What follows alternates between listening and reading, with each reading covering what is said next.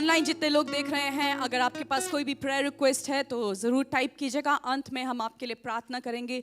कोई भी prayer request है आपके पास तो कमेंट सेक्शन में जाके टाइप कीजिएगा। हमारी जो टीम है वो लास्ट में हमें देगी और हम मिलके एक मन होके प्रार्थना करेंगे। आमीन। आप सबको जय मसीह की। Hallelujah, hallelujah. एक बार अपने पड़ोसी को देख के बोलिए, आपका स्वागत है आज परमेश्वर के भवन में। आपका स्वागत है परमेश्वर के भवन में। आस पास आगे पीछे जितने लोग बैठे हैं सबको बोलिए, आपका स्वागत है परमेश्वर के भवन में।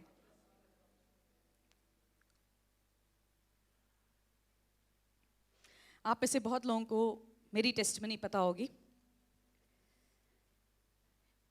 जब मैंने परमेश्वर को जाना, जैसे आप जानते हो हम दोनों मसीह परिवार से नहीं हैं, हम एक दूसरे बैकग्राउंड से आए हैं और हमने परमेश्वर को अपने उद्धारकर्ता के रूप में स्वीकार किया। तो जब हम पुराने अपने जीवन में थे, स्पेशली मैं जब अपने पुराने जीवन में थी, जब मैंने परमेश्वर को जाना भी नहीं था, यीशु कौन है भी नहीं जानती थी। चर्च तो मैं गई थी बहुत बार अपने दोस्तों के साथ, परंतु कभी ये नहीं जाना कि यीशु कौन है, वो क्यों आया, उसने क्या किया, ये कभी नहीं सुना था। उस टाइम पे मैं गलत रिलेशंस में, गलत संगति में, गलत सोच विचारों में थी और मैं अपने आप से क्वेश्चन करती थी, मेरे जीवन का क्या होगा? क्या मेरा जीवन कभी बदलेगा? मेरा जीवन कैसे अंत होगा? मैं देखती थी क्या कोई मुझे बचा सकता है मेरे इस सिचुएशन से, मेरी इस परिस्थिति से? क्या किसी के अंदर वो सामर्थ है मेरे को उस परिस्थिति में से निकाल सके? और आज जब मैं आपके सामने खड़ी होती हूँ, मैं अपने पिछले जीवन को देखती हूँ, मैं सच में परमेश्वर का धन्यवाद करती हूँ और परमेश्वर बोलती, परमेश्वर तेरा दया और तेरा अनुग्रह मेरे लिए काफ़ी है। उसका दया, उसका अनुग्रह मेरे ऊपर ना होता तो आज किसी अन्य जाति के घर में रोते हुए, आंसुओं को बहाते हुए, लड़ाइयों के बीच में, गलत चीज़ों में फंसे होते। परंतु परमेश्वर का दया, परमेश्वर का अनुग्रह काफ़ी था। उस अनुग्रह की वजह से, उस दया की वजह से मैंने परमेश्वर को जाना और मेरा जीवन बदला। उसका ग्रेस, वचन कहता है His grace is sufficient. His grace is sufficient. उसका अनुग्रह मेरे लिए काफ़ी है। आमेन। और अगर आज मैं यहाँ खड़े होकर आपसे भी यही प्रश्न पूछूं कि आप अपने पुराने जीवन में जाके सोचिए कि आप क्या थे और आज आप क्या हो, तो आज आप भी यही कहेंगे कि परमेश्वर, Your grace is sufficient for me.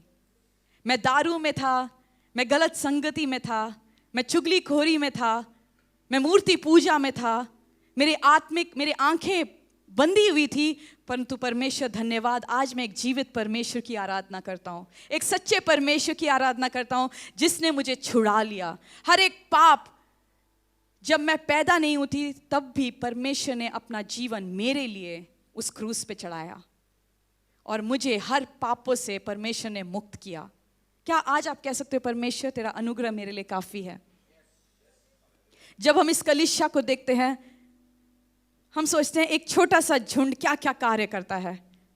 हमारा एफर्ट, हमारा टैलेंट, हमारा कैपेबिलिटी नहीं, परंतु सिर्फ परमेश्वर का अनुग्रह, परमेश्वर का दया है, परमेश्वर का अनुग्रह है। मैं अपने वर्शिप टीम को बोलती हूँ, वर्शिप टीम, ये हमारी कैपेबिलिटी, हमारा टैलेंट कुछ नहीं है, सिर्फ परमेश्वर का दया और परमेश्वर का अनुग्रह है कि आज हम इस स्थान में खड़े होकर आराधना कर सकते हैं। हम में से बहुत से टैलेंटेड लोग जो संसार में गा रहे हैं, गीतों को गा रहे हैं, अन्य लोगों के बीच में जा रहे हैं, परंतु आज आप और मैं इस भवन में, इस जगह पे आके परमेश्वर की आराधना कर सकते हैं। परमेश्वर का अनुग्रह ही है, कोई टैलेंट्स नहीं।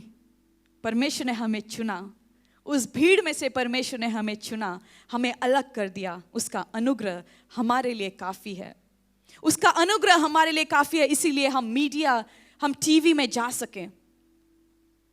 बहुत सी कलीसियाएं जो हमसे फिनेंशियली बहुत स्ट्रांग हैं, परमेश्वर ने उनको नहीं चुना, परमेश्वर ने हमें चुना, इस कलीसिया को चुना, इस वर्शिप टीम को, इन पादरियों को चुना कि हम पर वहाँ तक जाके सुसमाचार को पहुँचा पाएं। परमेश्वर का अनुग्रह, उसका ग्रेस, उसका अनुग्रह, उसकी दया, उसकी कृपा काफी है। अपने हाथों को उठाइए, बोलिए परमेश्वर तेरा अनुग्रह मेरे लिए काफी है, तेरी दया मेरे लिए काफी है। हमसे बहुत लोग पूछते हैं कि पास्टर जी, आपने जीसस किचन शुरू किया जब लॉकडाउन शुरू हुआ और आज तक आप वो कार्य कर पा रहे हैं, रोज 300 लोगों को खाना खिलाना, आप कैसे कर रहे हो? खाना बनाना, खाना अरेंज करना, सामानों को अरेंज करना, बनाना, उसके बाद बांटना, जाना, कैसे आप अरेंज करते हो? बहुत से लोगों ने शुरू किया, आज हवा तक नहीं है, परंतु आप आज भी करते हो। हम बोलते हैं परमेश्वर का अनुग्रह काफी है। उसके अनुग्रह की वजह से, उसके दया की वजह से आज भी जीसस किचन से 300 लोगों के लिए खाना जाता है। आपके और मेरे जैसे लोग जब आके खड़े होके कार्य करते हैं परमेश्वर के लिए, हम कह सकते हैं परमेश्वर तेरा अनुग्रह हमारे लिए काफी है, तेरा अनुग्रह इस कलीसिया के लिए काफी है, तेरा अनुग्रह इस टीवी मिनिस्ट्री के लिए काफी है, तेरा अनुग्रह मीडिया मिनिस्ट्री के लिए काफी है, तेरा अनुग्रह वर्शिप मिनिस्ट्री के लिए काफी है। आमेन, आमेन। अब मैं पूछूंगी, अनुग्रह क्या है? परमेश्वर का दया क्या है? जैसे आप लोग सब जानते हो कि आज कलीसिया में एक मेमोरियल सर्विस था। सिस्टर संध्या जॉनसन जो हमारे कलीसिया की एक भाग थी, और मंडे को वो परमेश्वर के साथ सो गई, और आज उनका मेमोरियल सर्विस था सुबह को।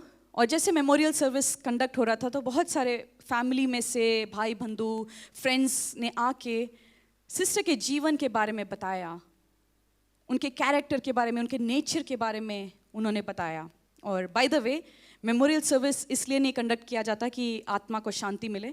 हम जानते हैं कि आत्मा तो बहुत अच्छी जगह में है, परमेश्वर के साथ आज वो गीतों को, उन परमेश्वर की आराधना कर रही हैं आज। इसलिए हम आत्मा के शांति के लिए मेमोरियल सर्विस नहीं कंडक्ट करते। हम उन रिलेटिव्स, उन फ्रेंड्स के, उन रिलेटिव्स के लिए, उन फैमिली मेंबर्स के लिए वो मेमोरियल सर्विस कंडक्ट करते हैं ताकि उनको कंफर्ट और पीस दें।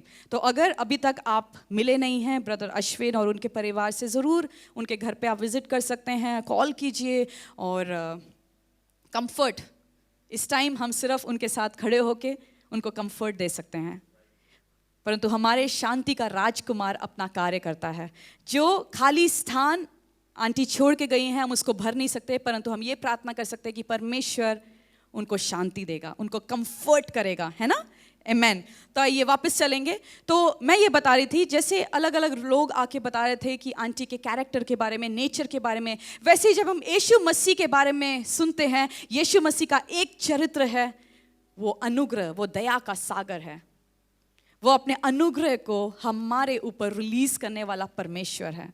जैसे मैंने बोला, जब हम पाप में थे, जब हम गलत कार्यों में थे, जब गलत संगतियों में थे, उस टाइम परमेश्वर ने अपना जीवन दिया आपके और मेरे लिए। उस टाइम परमेश्वर ने हमें एक नया जीवन दिया, और जब हम परमेश्वर को स्वीकार करते हैं, हम एक नया जीवन पा लेते हैं।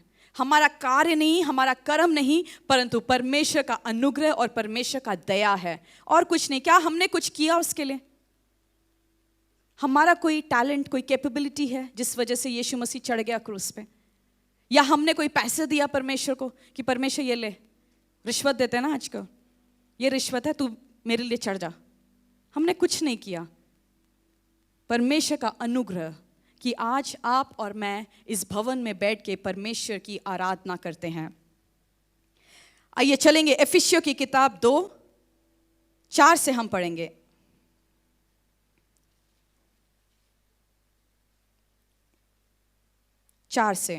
परंतु परमेश्वर ने जो दया का धनी है, अपने उस बड़े प्रेम के कारण जिससे उसने हमसे प्रेम किया, जब हम अपराधों के कारण मरे हुए थे, तो हमें मसीह के साथ जिलाया। अनुग्रह ही से तुम्हारा उद्धार हुआ। किससे? अनुग्रह ही से तुम्हारा उद्धार हुआ। आगे लिखा है, और मसीह यीशु में उसके साथ उठाया और स्वर्गीय स्थानों में उसके साथ बिठाया, कि वह अपनी उस कृपा से जो मसीह यीशु में हम पर है, आने वाले समयों में अपने अनुग्रह का असीम धन दिखाएं। क्योंकि विश्वास के द्वारा अनुग्रह ही से तुम्हारा उद्धार हुआ है, और यह तुम्हारी ओर से नहीं वरन परमेश्वर का दान है। तुम्हारी ओर से नहीं परंतु परमेश्वर का दान है। इंग्लिश में लिखा है it is a gift from God. It is a gift from God. हमने कुछ नहीं किया परंतु ये परमेश्वर की ओर से एक गिफ्ट है जो हमें दिया गया। जो अनुग्रह है परमेश्वर की ओर से एक गिफ्ट है। अलग अलग स्टेजेस में परमेश्वर अलग अलग अनुग्रह को देता है। मैं आगे आने वाले दिनों में बताऊंगी, अलग अलग स्टेजेस में परमेश्वर अलग अलग अनुग्रह को रिलीज करता है आपके और मेरे जीवन में। परंतु जब हमने परमेश्वर को अपने उद्धारकर्ता रूप में हमने स्वीकार किया, उस टाइम परमेश्वर का अनुग्रह था कि हम परमेश्वर को स्वीकार कर पाए। हमारे विश्वास के द्वारा और परमेश्वर के अनुग्रह के द्वारा हमने परमेश्वर के पीछे चलने का निर्णय लिया। आइए एक और वचन हम पढ़ेंगे, इफिसियों 4 का ही 7। पर हम में से हर एक को मसीह के दिन के परिणाम के अनुसार अनुग्रह मिला। और जैसे मैंने बोला अनुग्रह क्या है, एक गिफ्ट है। गिफ्ट और लोन में डिफरेंस क्या होता है? गिफ्ट दे दिया जाता है और लोन हमें वापस देना पड़ता है। तो अनुग्रह ग्रेस क्या है? एक गिफ्ट है जो यीशु मसीह ने आपके और मेरे लिए दे दिया है। वो यीशु मसीह आपसे वो गिफ्ट वापस नहीं लेगा। वो अनुग्रह जो परमेश्वर ने, जो कृपा परमेश्वर ने आपके ऊपर रिलीज किया है, वो परमेश्वर आपसे वापस नहीं लेगा। दूसरा,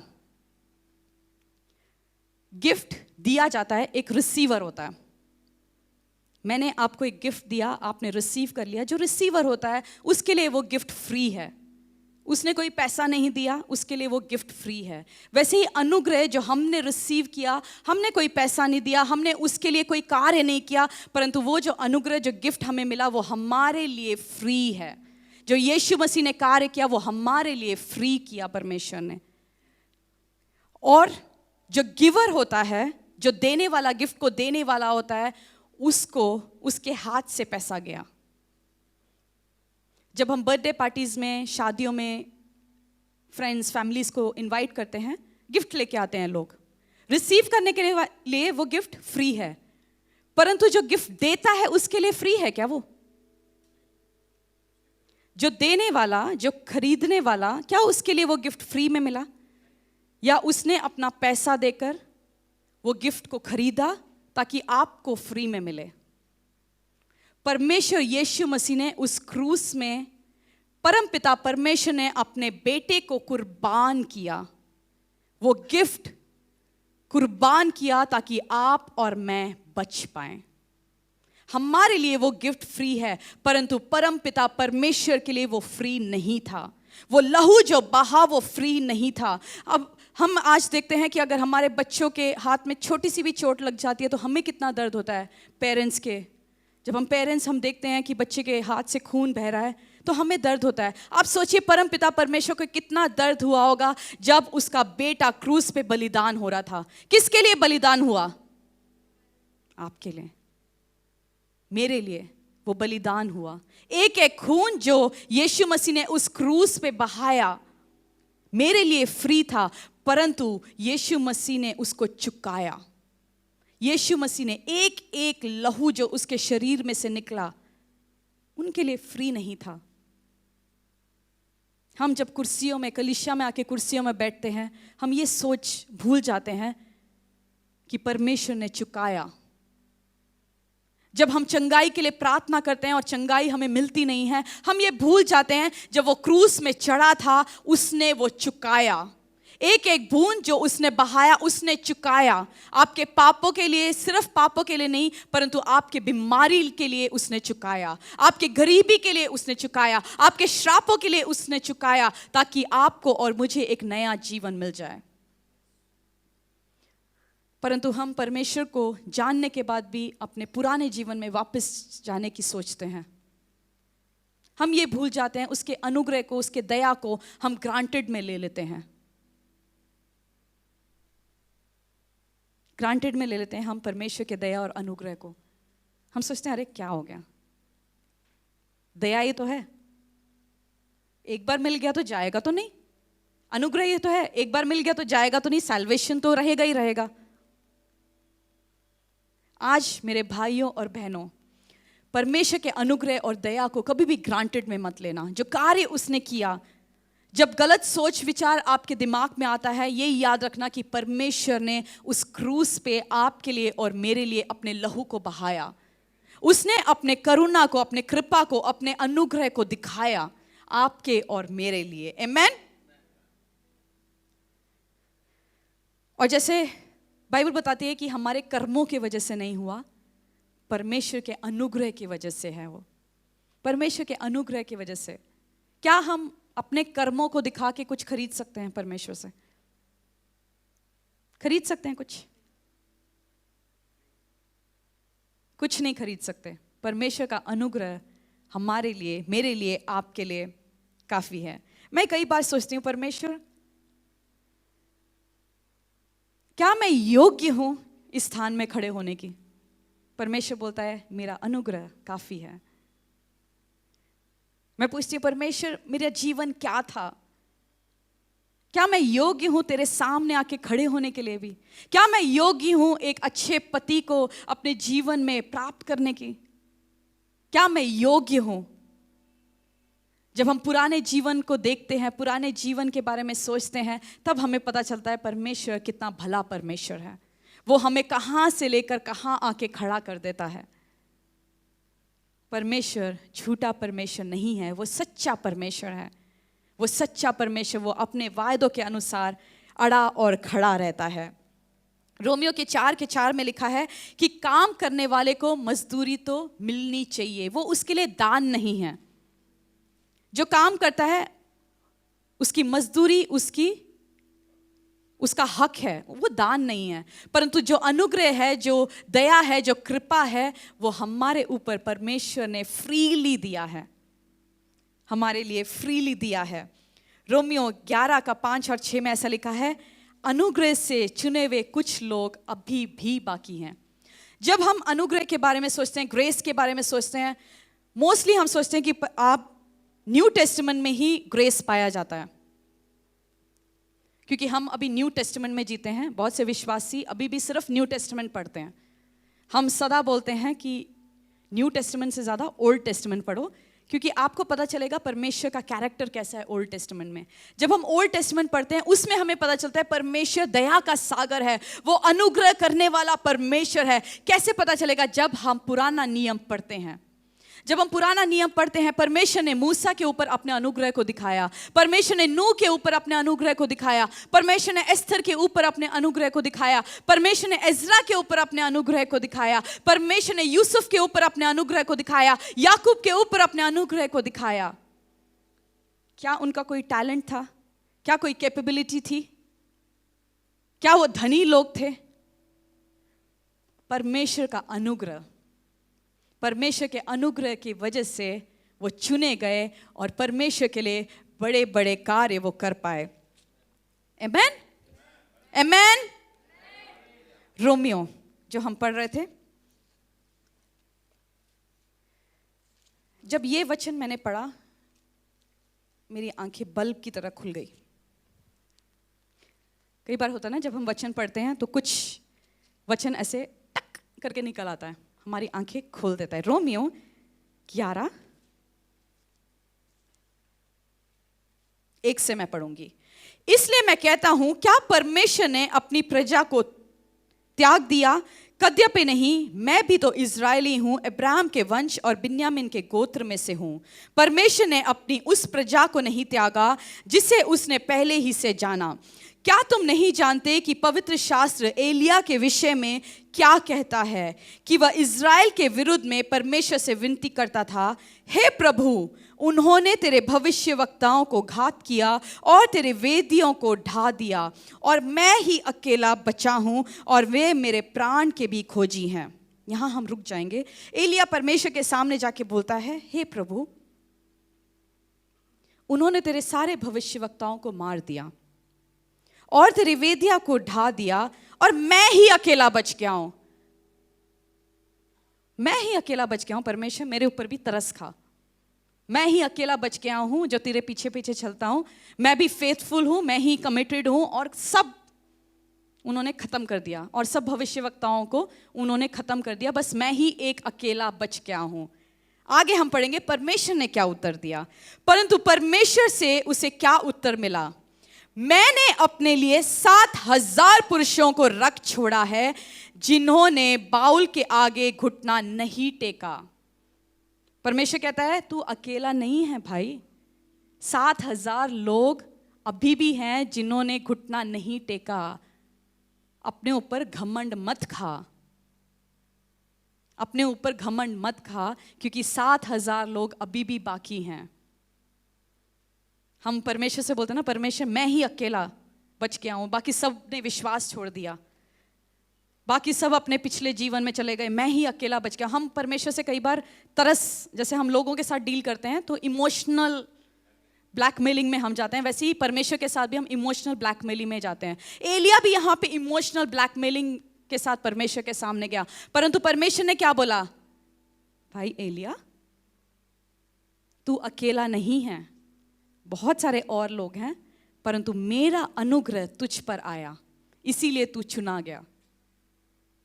मेरा अनुग्रह तुझ पर आया इसीलिए तू चुना गया, नहीं तो उन 7,000 में से भी मैं किसी को चुन के खड़ा कर सकता हूं। आज जब हम खड़े होते हैं हम सोचते हैं मैं अकेला, हम घमंड करते हैं अपने ऊपर। एलिया भी उस टाइम एक घमंड के मोड में आया।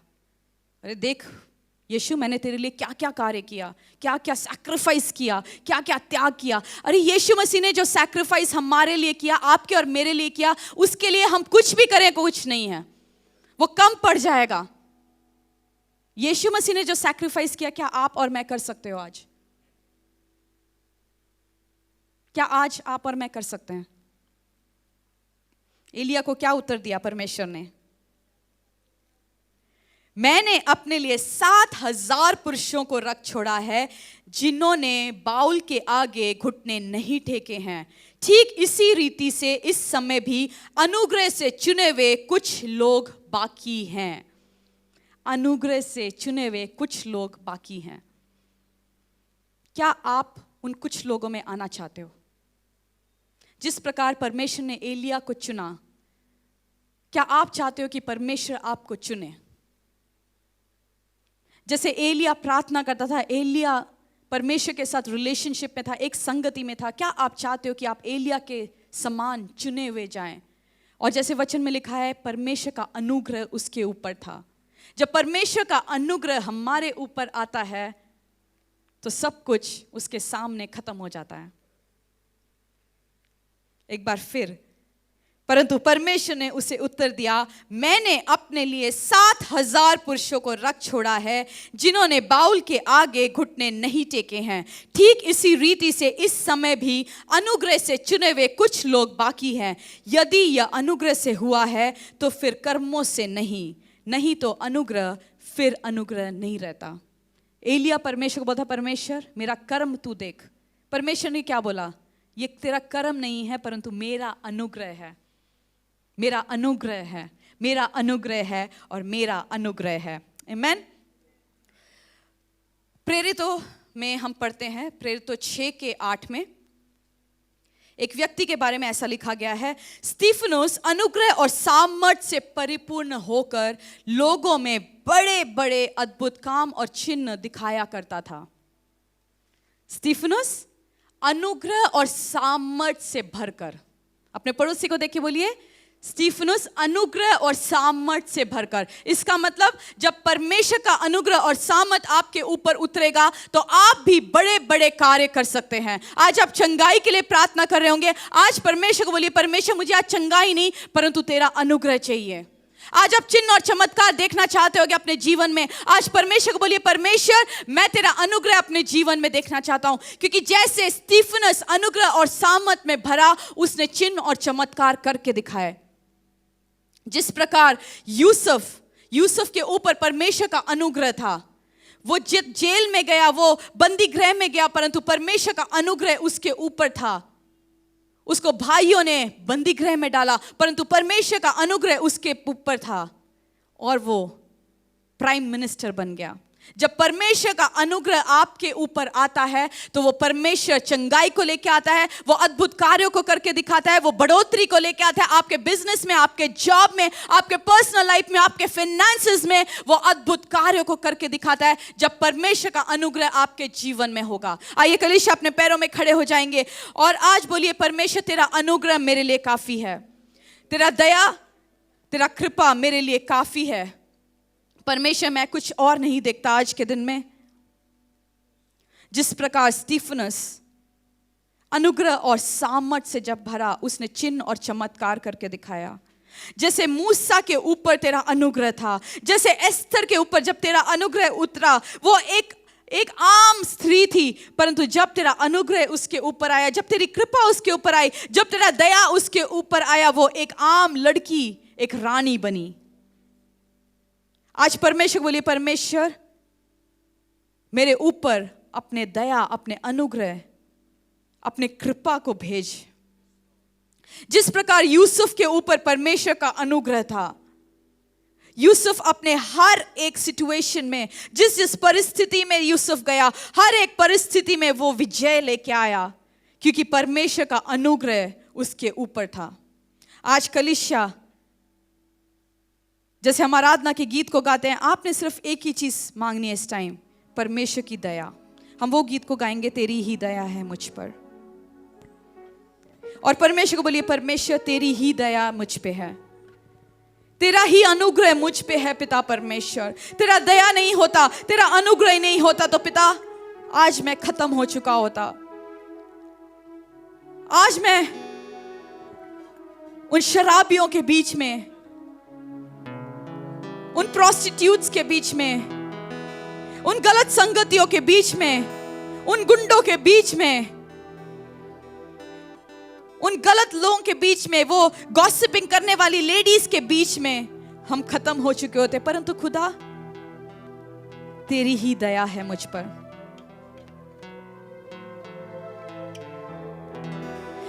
हमारे स्पिरिचुअल फादर जब अपने स्पिरिचुअल फादर से मिलने गए, उन्होंने बोला कि मेरे लिए प्रार्थना करना कि मेरा चर्च बढ़े। उन्होंने ये बोला, तेरे को अभी चर्च बढ़ने के लिए प्रार्थना नहीं करना, ये प्रार्थना कर कि परमेश्वर का दया तुझ पे आए। क्योंकि जब परमेश्वर का दया, परमेश्वर का अनुग्रह तुझ पे आएगा तो बढ़ोतरी अपने आप होगा।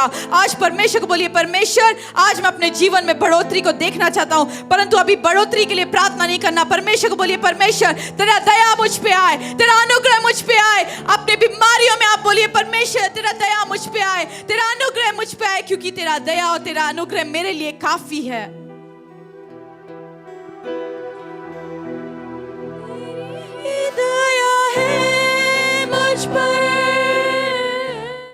Praise the Lord. मेरा विश्वास है कि आज के वचन से आप आशीषित हुए और हमारे साथ जुड़े रहिए। अगर आपने फेसबुक, यूट्यूब को लाइक और शेयर नहीं किया तो ये टाइम है जब आप लाइक कर सकते हैं, शेयर कर सकते हैं। यूट्यूब चैनल को सब्सक्राइब कीजिए, अपने प्रेयर रिक्वेस्ट को आप टाइप कीजिए और जो नंबर्स नीचे दिए गए हैं उन नंबर्स पे अपने प्रेयर रिक्वेस्ट को हमें भेजिएगा, हम आपके लिए प्रार्थना करेंगे। और अगर आपने अपने दशांश को, ऑफरिंग्स को नहीं भेजा अभी तक, तो ये टाइम है जहाँ पे आप अपने ऑफरिंग्स को, अपने दशांश को, जो हमारे कमाई का 10वां हिस्सा हम परमेश्वर के राज्य के लिए बोते हैं, आइए एक साथ मिलके परमेश्वर के राज्य के लिए हम बोएंगे और परमेश्वर को महिमा देंगे। आप सबको जय मसीह की। हमारे साथ जुड़ते रहिएगा और यूट्यूब में हमारे बहुत सारे आराधना गीत हैं, उनको आप सुनते रहिए और बहुत सारे मैसेजेस हैं, आप पीछे जाके आप मैसेजेस को सुन सकते हैं। ये मैसेज को अगर दोबारा आप सुनना चाहते हैं तो दोबारा सुनिए और ये वचन आपके जीवन में फलों को लेके आए। आप सबको जय मसीह की।